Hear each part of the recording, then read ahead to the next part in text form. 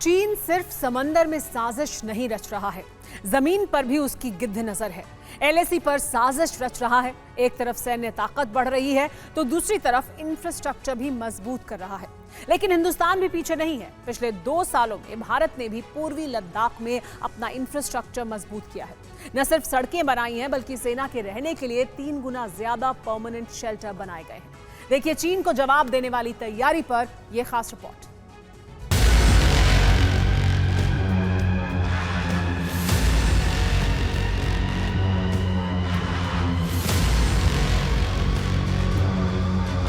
जब line of actual control पर सन 62 वाली साजिश की आहट सुनाई पड़ रही है,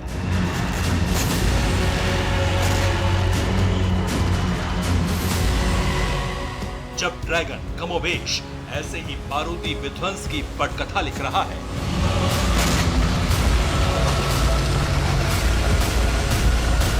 जब कमोबेश इसी तरह प्रचंड प्रहार और पलटवार की घोर आशंका आकार ले रही है,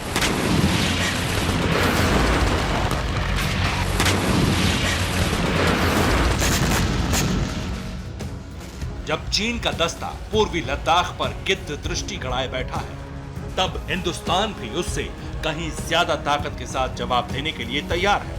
जमीन से लेकर आसमान तक पूरी और पक्की तैयारी है।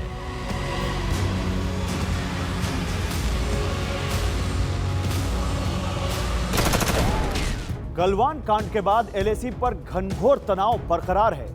पूर्वी लद्दाख के पास ड्रैगन लगातार अपना इंफ्रास्ट्रक्चर मजबूत करने में जुटा हुआ है। चीन को उसी के अंदाज में जवाब देने के लिए हिंदुस्तान की तरफ से जबरदस्त तैयारी है। पिछले 2 सालों में भारत ने एलएसी पर अपनी स्थिति को काफी मजबूत कर लिया। एलएसी पर भारतीय सेना अपना सूचना तंत्र मजबूत करने में जुटी हुई है। इतना ही नहीं, सड़क से लेकर शेल्टर तक की व्यवस्था की जा रही है।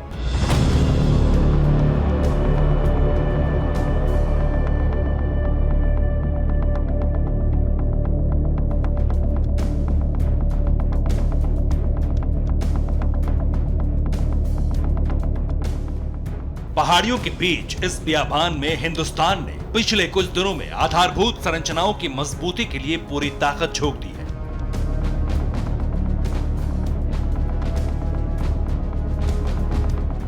सड़कों का जाल बिछाया गया है,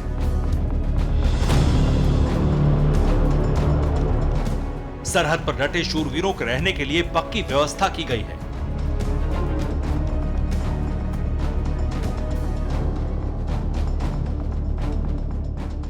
सैनिकों की तैनाती बढ़ाने के साथ साथ शेल्टर्स की तादाद भी बढ़ाई गई है। 2 साल में 3.5 गुना ज्यादा शेल्टर बनकर तैयार है।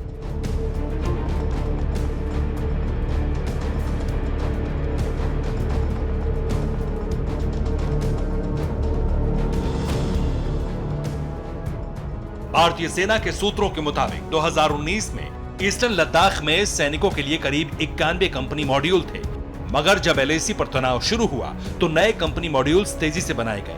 करीब 230 नए कंपनी मॉड्यूल्स तब से लेकर अब तक बन गए हैं। इतना ही नहीं, करीब 25 कंपनी मॉड्यूल का काम पूरा होने वाला है। परमानेंट शेल्टर को कंपनी मॉड्यूल कहा जाता है, जिसमें करीब 100 से 130 सैनिकों के रहने की व्यवस्था होती है। साल 2019 की बात की जाए तो 9100 से लेकर 11830 सैनिकों के रहने की व्यवस्था थी और अब यह बढ़कर 30,000 के करीब हो गए, यानी कि 30,000 सैनिकों के लिए परमानेंट शेल्टर बनकर तैयार।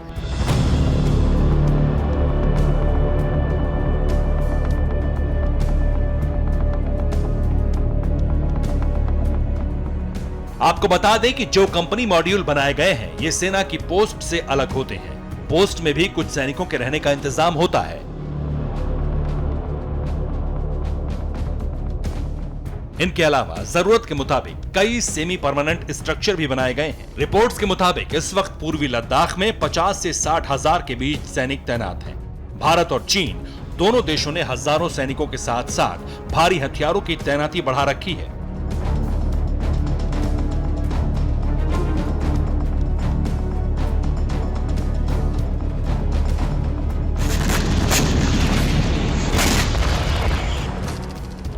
तनाव बढ़ने के साथ ही सेना ने टैंक, आर्टिलरी गन और दूसरे सैन्य उपकरणों की तैनाती भी बढ़ाई है और तब से अब तक 180 नए स्ट्रक्चर और बने हैं। जिनका टैंक गन के लिए गैराज के तौर पर, वर्कशॉप और जनरेटर रूम के लिए इस्तेमाल हो रहा है।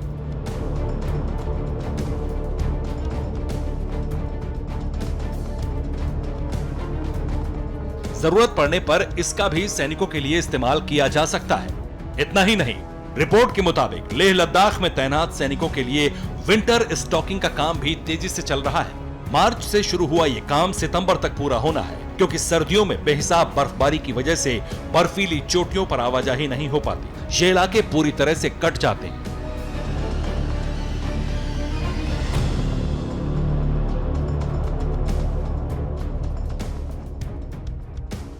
रिपोर्ट की माने तो इस बार एलएसी पर 2019 के मुकाबले करीब 25 से 30% ज्यादा विंटर स्टॉकिंग हो रही है। और इसकी वजह यह भी है कि पिछले 3 सालों में सैनिकों की तैनाती में बढ़ोतरी हुई है।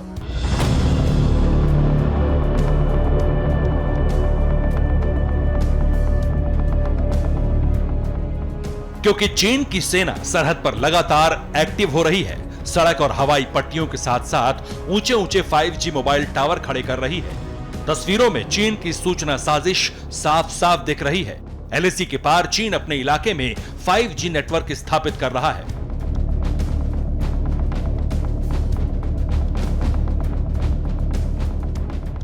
ड्रैगन के षड्यंत्र का जवाब देने के लिए हिंदुस्तान भी पूरी तरह से तैयार है। भारतीय सेना अपने सूचना तंत्र को और भी ज्यादा सुरक्षित और त्वरित करने में जुटी हुई। यही वजह है कि एलएसी पर 4G और 5G नेटवर्क का सहारा लेने की तैयारी कर रही है। दूर दूर तक पहाड़ियां हैं, बेहद दुर्गम इलाका है। सुरक्षित फोन और डेटा सेवा के लिए यूं तो कुछ इलाकों में 4G नेटवर्क की सुविधा है, मगर ज्यादातर इलाके इससे दूर हैं। लद्दाख के अधिकांश हिस्सों में 3G नेटवर्क ही है और वो भी पूरी तरह कारगर नहीं है। लद्दाख के अग्रिम इलाकों में सेना अपने सूचना तंत्र को सुरक्षित बनाए रखने के लिए फिलहाल रेडियो फ्रीक्वेंसी और सैटेलाइट तकनीक पर ही निर्भर है। इस पूरे क्षेत्र में एक सुरक्षित सूचना तंत्र का जाल बिछाने के लिए और डेटा सेवा के लिए 4G और 5G टेक्नोलॉजी की जरूरत हो चुकी है।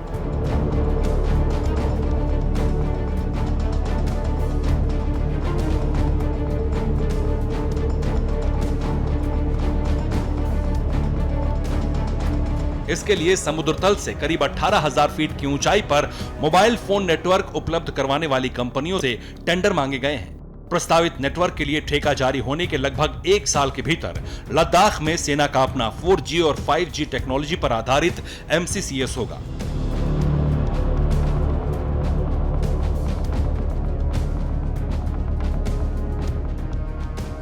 जाहिर है एलएसी पर भारत भी अब आक्रामक हो चुका है। भारत ने बमवर्षक विमान तैनात कर रखे हैं, बीजिंग को तबाह करने वाली मिसाइलें लगी हैं, टैंक, तोप, गोला बारूद सब प्रहार के लिए रेडी है।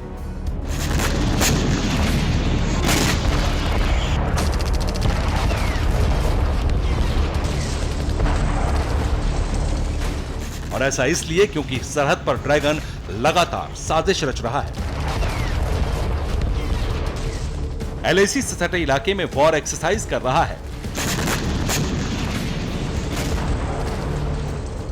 चीन एलएसी पर कभी अटैकिंग हेलीकॉप्टर तो कभी फाइटर प्लेन उड़ाता है।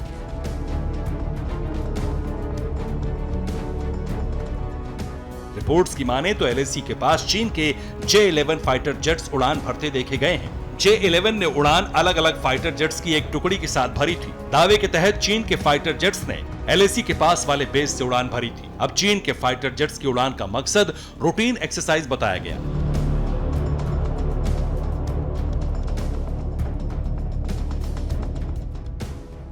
वॉर एक्सरसाइज के दौरान 2 दफा चीनी फाइटर जेट्स ने लकीर लांघकर फड़फड़ाने की जुर्रत की। ऐसे में भारत की दूरदर्शी तैयारी बताती है कि चीन की 62 जैसी साजिश की धज्जियां उड़ाने के लिए जवाब तैयार है।